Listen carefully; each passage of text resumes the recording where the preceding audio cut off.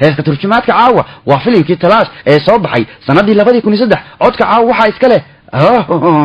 waa Alka Yagnik iyo Urduna Ryan filimkii talaash 2003 ya caawa jacayl baa lagu sheegay wuxuu yahay waxaan oo 48 lambar asif gareysnays maan habeenka sabanaga shukaansanay habeen banaga ku boode ma la rabo nina waxaas wataa buug oo lambaras wataa ma la rabo isjilciya habeenka subha iyo haayna aniga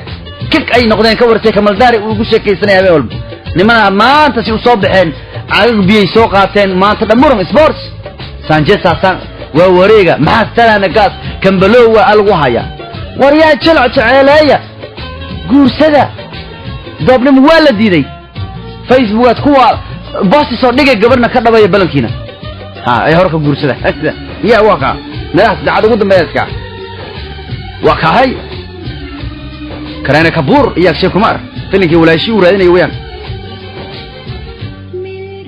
marka aan adiga kula kulmo kadibna kala tagno muxuu qalbigayga ugu cabsadaa inaan ba ku weynayo waxa saaka jacayla ya fiiri waxay ka cabsanaysaa weydo ya ka war waxay leedahay u celinaysaa marka aan adiga kula kulmo kadibna kala tagno muxuu qalbigayga ugu cabsadaaba inaan ba ku weynayo jaceelkaygiyo